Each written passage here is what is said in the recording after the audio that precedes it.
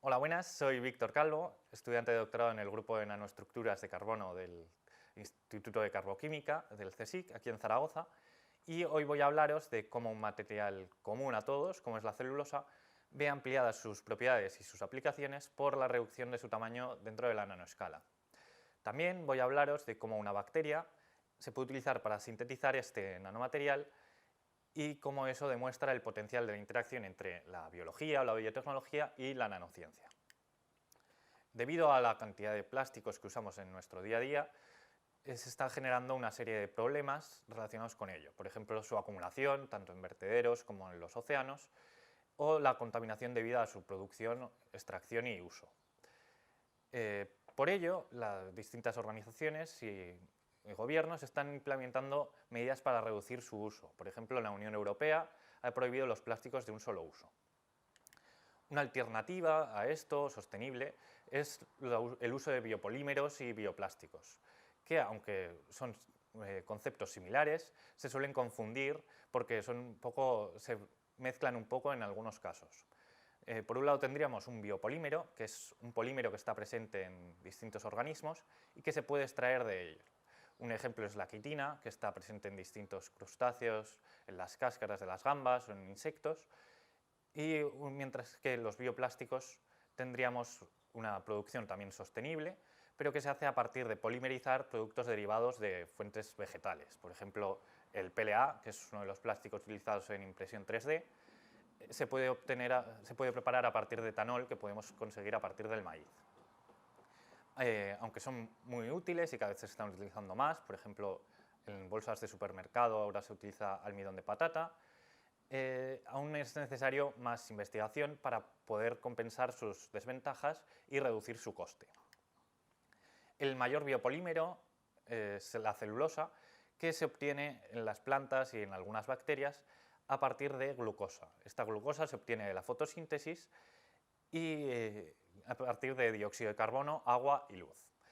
Esta celulosa es biocompatible, es biodegradable y también es hidrofílica, es decir, que retiene agua, tiene tendencia a captar agua.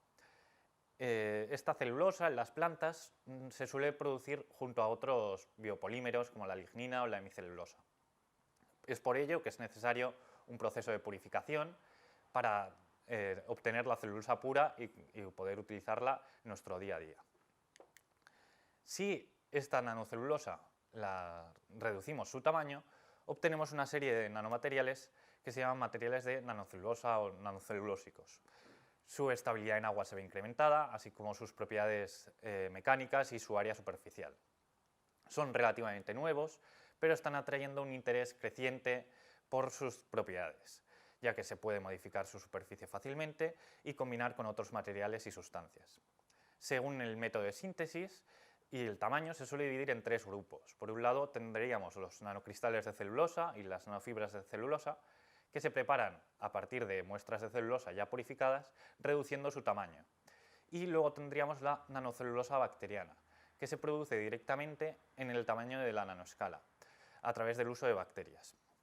Los nanocristales, como podemos ver en las imágenes, tienen una forma pequeña y alargada y tendrían un diámetro de unos 10 nanómetros y una longitud entre 100 y 500 nanómetros. Por contra, las nanofibras de celulosa tendrían un diámetro similar, pero con una longitud mayor. Es por ello que se preparan en condiciones similares, pero más suaves. Por otro lado, como decía, tenemos la nanocelulosa bacteriana, que de tamaño sería similar a unas nanofibras de celulosa, pero que se produce de forma totalmente distinta. Centrándonos en esta última, en la nanocelulosa bacteriana, tenemos la ventaja de que al ser producida por bacterias y no por plantas, no hay otros biopolímeros y el procesado es mucho más sencillo. Esto hace que sea más pura y cristalina y hace que el diámetro de las fibras sea mucho menor, lo que le confiere una mayor área superficial, una mayor porosidad y una permeabilidad mayor a distintos materiales. Como podemos ver en las imágenes, se produce la interfase entre el medio de cultivo de las bacterias y el aire porque se trata de una bacteria que necesita oxígeno para vivir. Cuando lo extraemos hay que retirar los restos del medio de cultivo, que es lo que se vería en la imagen de abajo a la derecha, y luego se podría secar de distintos métodos para obtener distintos materiales. Este no es el único ejemplo de una bacteria que se puede utilizar para sintetizar un nanomaterial. Tendremos el ejemplo de las bacterias magnetotácticas, que lo que hacen es producir unas nanopartículas de magnetita que les sirve para orientarse con el campo magnético de la Tierra. Estas nanopartículas se pueden extraer y se ha probado, por ejemplo, para tratamientos de cáncer. Volviendo a la celulosa bacteriana, hay que entender cómo se sintetiza dentro de la bacteria la celulosa, porque es lo que le confiere esas propiedades especiales. Digamos que va del interior de la bacteria hacia el exterior y funcionaría como una cadena de montaje. Por un lado hay unas enzimas encargadas de ir acercando la glucosa hacia la enzima responsable de producir la reacción entre la cadena y la glucosa.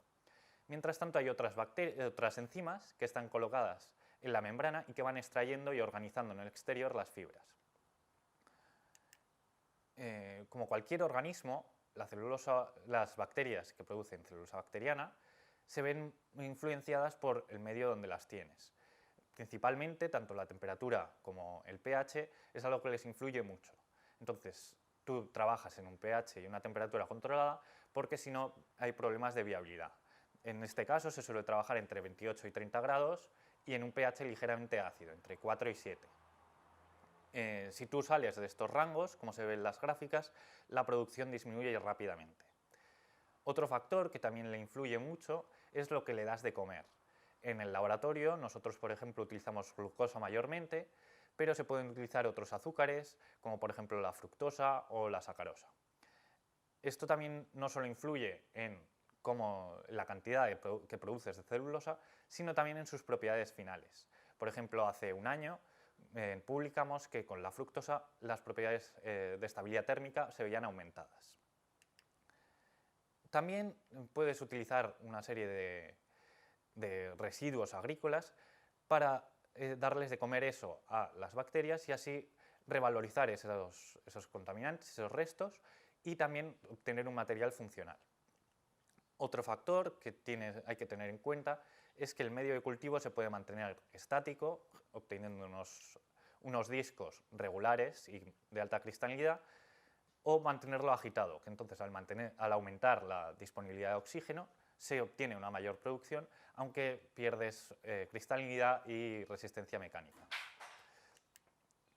A la hora de combinarlo con otros nanomateriales o otros materiales normales, hay dos estrategias mayormente. Se pueden preparar compuestos o composites in situ, donde el aditivo se introduce en el medio de cultivo de la bacteria para que éste se vaya incorporando al disco de celulosa según se forma, o se puede hacer ex situ, es decir, una vez ya tienes formado la celulosa, puedes combinarla con otras cosas.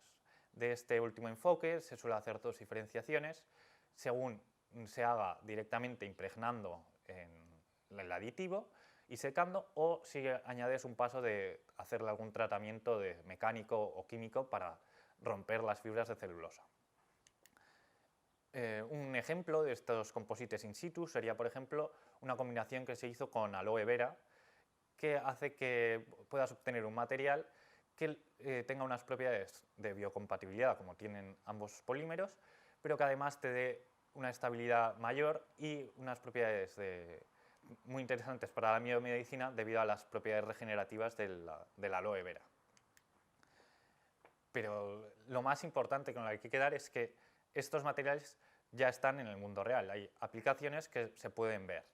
Por ejemplo, es muy interesante su uso para biomedicina y distintas aplicaciones, como por ejemplo para vendas para úlceras o para quemaduras, ya que al captar tanta agua sirve para poder regenerar el tejido. Además, se pueden introducir medicamentos o nanopartículas para evitar que se infecte la herida, así como para incentivar que se regenere el tejido. Además, al ser biodegradable, no genera residuos y es biocompatible por lo que no es tóxico para el cuerpo humano.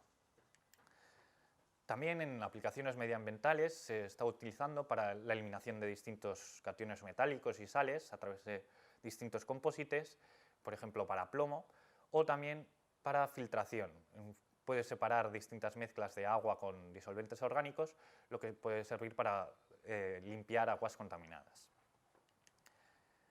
Una aplicación bastante curiosa es que en Filipinas se utiliza para preparar un postre, una especie de gelatina, que se llama nata de coco, que se utiliza que se puede mezclar y hay de distintos sabores. También esta misma bacteria es la que se utiliza para la preparación de la kombucha, que es una bebida fermentada de té negro en China.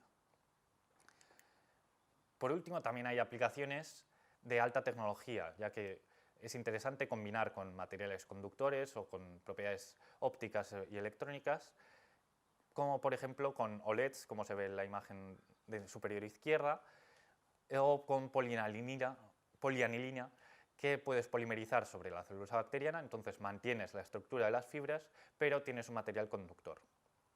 Otro método para obtener un material conductor, que serían los gráficos que se ven abajo, sería a través de la pirólisis. Entonces, tú, a través de calentarlo a altas temperaturas en ausencia de oxígeno, en lugar de quemarlo, lo que obtienes es un nanomaterial de carbono muy poroso y que es conductor, por lo que lo puedes usar, por ejemplo, para baterías o para electrodos.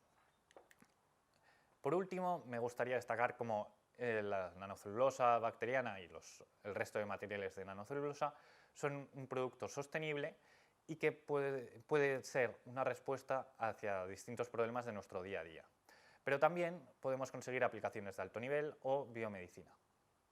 Es necesario un trabajo entre gente de distintas áreas, entre investigadores de biología o biotecnología para entender cómo se produce o para ingeniería genética, y gente que esté desarrollando, por ejemplo, la producción industrial, que es algo que está avanzando y que para ello lo único necesario es un mayor volumen. Y por mi parte nada más, espero que os haya gustado mucho mi charla y que hayáis aprendido un poco sobre este nanomaterial.